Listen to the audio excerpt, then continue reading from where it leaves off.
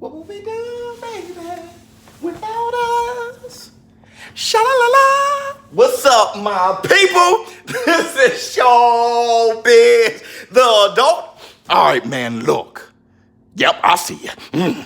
All right, man, look. All right, so it looks like Errol Spence will be taking on Danny Garcia early 2020. Coffee. First, I want to say I love this fight. And it really defines the type of unified champion we're going to have in Errol Spence. Let's take a deep dive.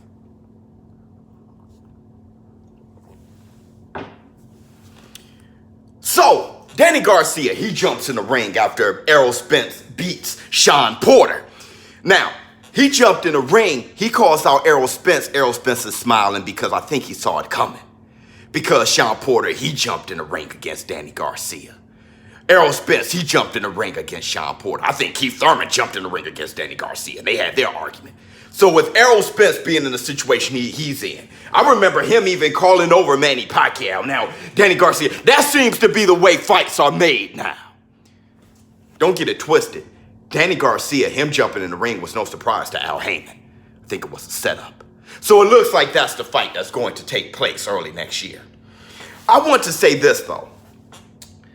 I remember when Floyd Mayweather was exiting, and many fans were looking at this young crop of welterweights and saying, man, who's going to be the next Floyd Mayweather? I don't like that. But I'm going to get to my point in a minute, but I don't like that much. Because I remember when Mike Tyson lost to Buster Douglas, and Mike Tyson going to prison and all those things. And people were looking at Evander Holyfield after Evander Holyfield beat Buster Douglas. They were like, hey man, look at, he got legs like a middleweight.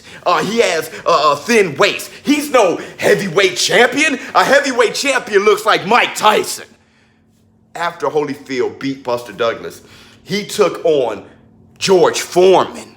Remember how dangerous George Foreman was in the 90s, knocking everybody out. Evander Holyfield took him out, had a slugfest and beat him, almost knocked down George Foreman.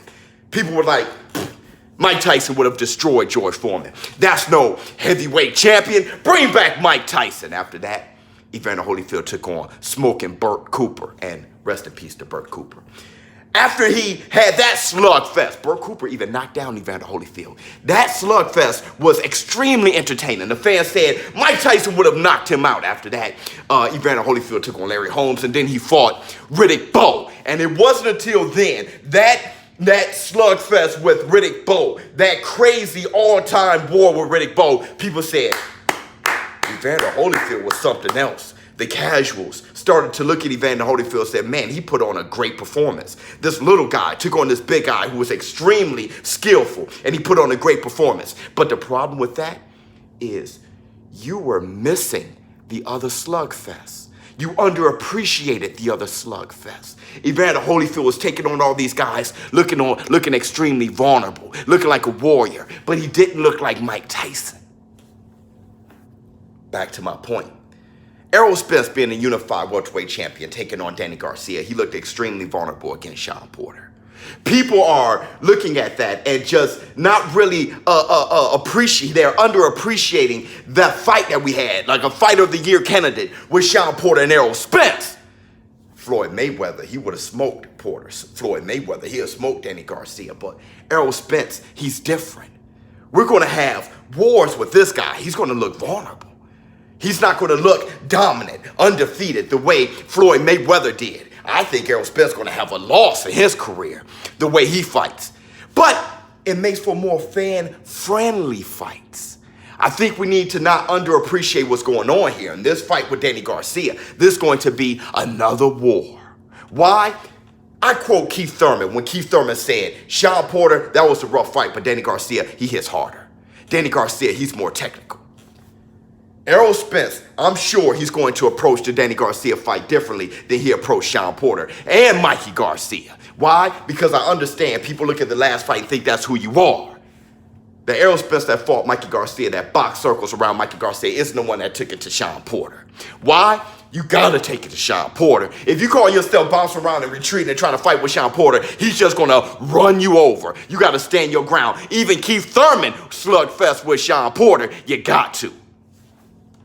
Let's talk about Danny Garcia and Errol Spence, the way that matches up. Errol Spence, he doesn't know going backwards. So he's going to be in the middle of the ring jabbing, hitting, being extremely technical. But let me tell you something about Danny Garcia. What people call wild punches, like the big wild shot that he hit Amir Khan with, those punches are educated. Those are educated hooks he's throwing. He has an educated jab as well. And he's not that small when it comes to height. He's taller than Keith Thurman, and we would love to see Keith Thurman versus Errol Spence. I'm going to tell you this. That Danny Garcia versus Errol Spence fight is a fantastic fight.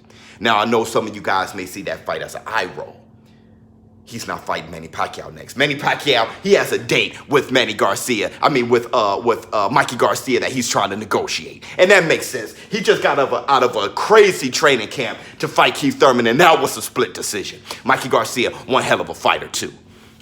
The politics is in the way of the Terrence Crawford and Errol Spence fight.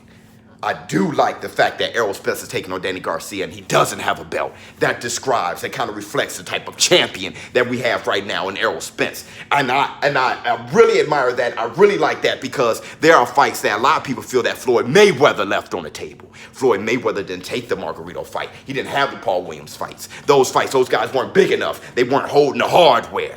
Errol Spence taking on Danny Garcia is the opposite of that. We want that fight. We want those type of fights. If he goes to 154 and he never fights Danny Garcia, then that's just a shame on him.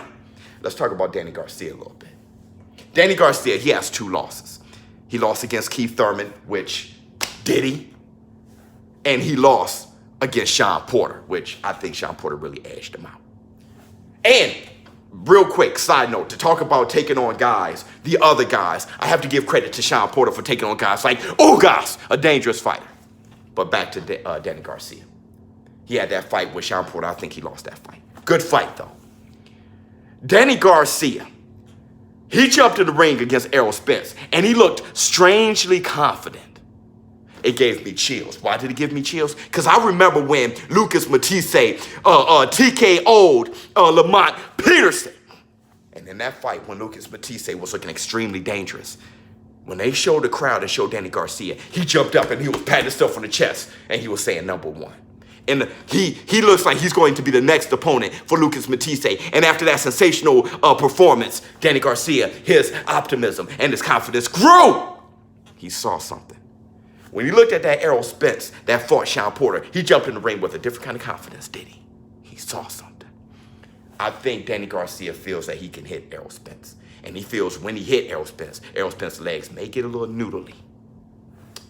So, with that said, I think that's a fantastic fight between Errol Spence and Danny Garcia. I'm really looking forward to it. I would love what you guys have to say in the comments below. And ShowBizz the dope. Look, man, we're at a beautiful time right now. All these guys are fighting each other. There's nowhere to run, nowhere to hide.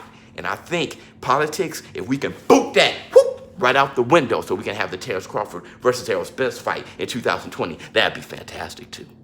I'm out.